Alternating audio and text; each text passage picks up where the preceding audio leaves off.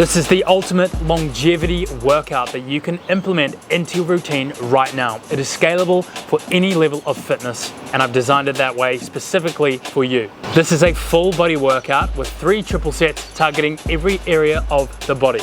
Let's dive straight in to our first triple set. We are focusing on our posterior chain, hips and core for this first triple set. Exercise number 1, we have Jefferson curls. This is an absolute staple in my routine because we are practicing being strong while our spine is rounded or in flexion. Being strong while you have a banana back is just as important as being strong while your back is arched. I want you to practice going slow, 5 seconds down, count it out in your head, tuck the chin, roll that spine down to maximum length, trying to look between your knees and then slowly unfold at the top. Here we are going from moderate to heavy weight. If that is too difficult, you can always regress by going for body weight. Now this is absolutely fantastic for lengthening and strengthening through the hamstrings. You're gonna feel a deep stretch and also lengthening and decompressing that lower part of your spine. You can start with body weight, you can go light weights, or you can go a little bit heavier. It is completely up to you and completely scalable to whatever level of fitness that you are currently at. You wanna go for 8 slow controlled reps here, holding dumbbells, 1 in each hand, and make sure you control your form, control each rep through every position.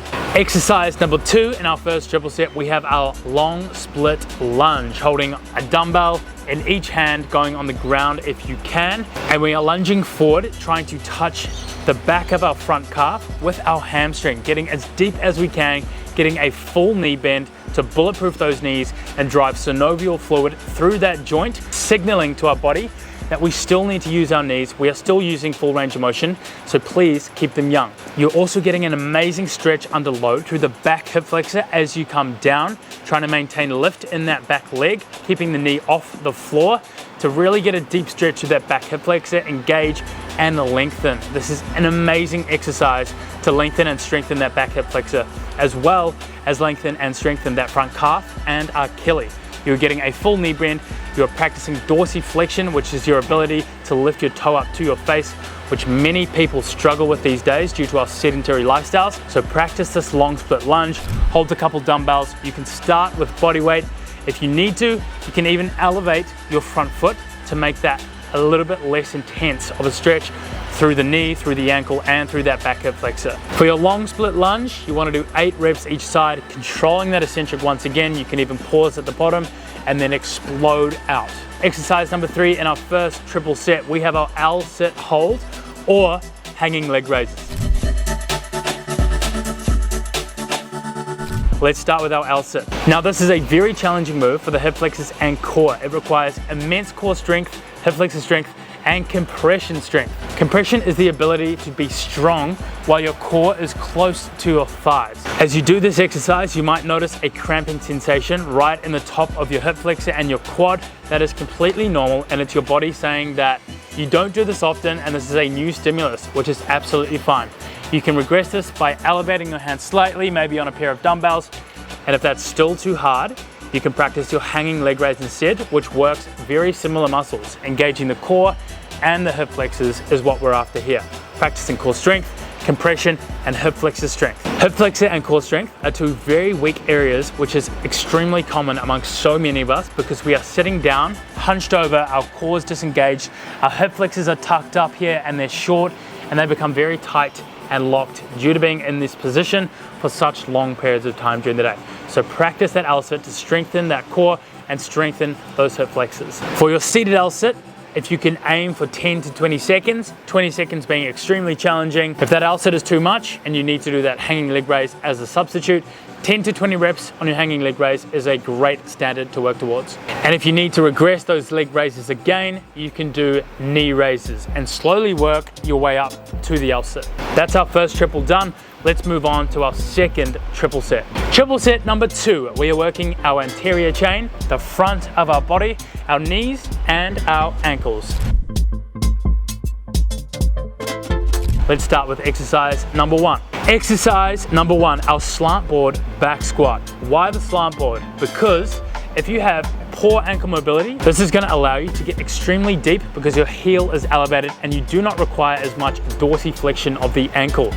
Now this is an amazing exercise, even if you have great ankle mobility, because you're getting a full knee bend. You're pretty much sitting on the back of your heels, your knees are completely bent, and you're driving synovial fluid through that joint once again, and you're practicing pushing up from a complete dead stop position right at the bottom and then exploding to the top. Trying to minimize as much momentum as you can during this exercise to really activate that VMO, which is that teardrop muscle in the front of your quad, and build strength right in that deep position of the squat. Be sure to control every single rep on your slant board back squat. 10 reps is optimal. Load up as much weight as you feel comfortable with. Definitely do not go too heavy here. Focus on form and control. 3 seconds down, 3 seconds up. Nice, slow, and controlled. Getting as much strength adaptation through that knee and through the quads as we can. Exercise number 2 in our second triple set, we have our Patrick step up. And this is an absolute staple in my routine. I love this one, specifically to strengthen that patella, that front of the knee. Holding a dumbbell in each hand, tap that heel down to the ground slowly and then drive up. You want to make sure that your knee is tracking outside of your big toe. You don't want to be coming in or concaving inwards with knocked knees. That's going to train poor alignment. So really focus on your alignment. Keep that front foot completely straight. Drive the knee just outside the big toe. Tap the ground gently and come back up. This is a lot of tension through that kneecap, but it's good tension. It's telling our body, it's telling our knees that we need to strengthen. We need to adapt to the stimulus and be able to handle this type of tension on the knee. Being strong while your knee is over your toes is extremely important for longevity and required in so many daily activities, from sprinting, running, playing sports, tennis, whatever it is, playing with your kids even.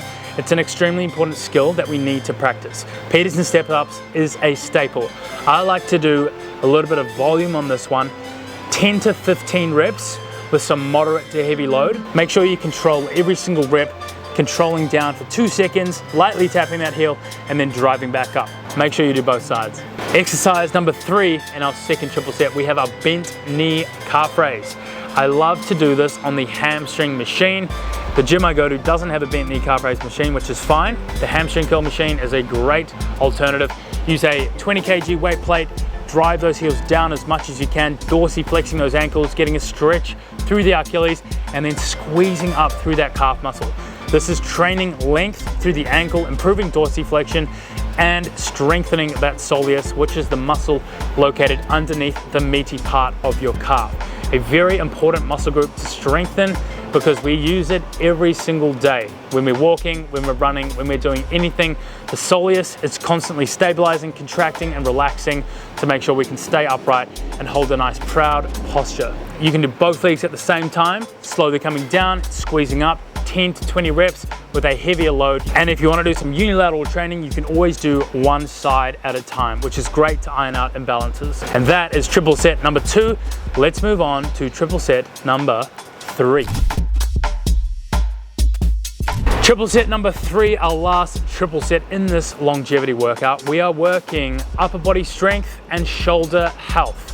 Exercise number 1, we have our deficit push-ups. For the setup here, I'm using 2 boxes and a bench to rest my feet on, and I'm coming down as far as I can, getting the deepest stretch possible through my chest, through my front delts, and controlling the rep. Control here is so important. You want to go slow, 3 to 5 seconds on the eccentric, coming down, and then pushing up for 2 to 3 seconds. You can do anywhere from 10 to 20 reps here and work within your own range of motion. So if going extremely deep like I do is too much, reduce the range of motion, go to your own level, and just control every single rep. An amazing exercise to grow the chest, lengthen through the chest, and by default, you'll probably improve your posture because when we sit all day, our shoulders are rounded, our chest becomes very tight.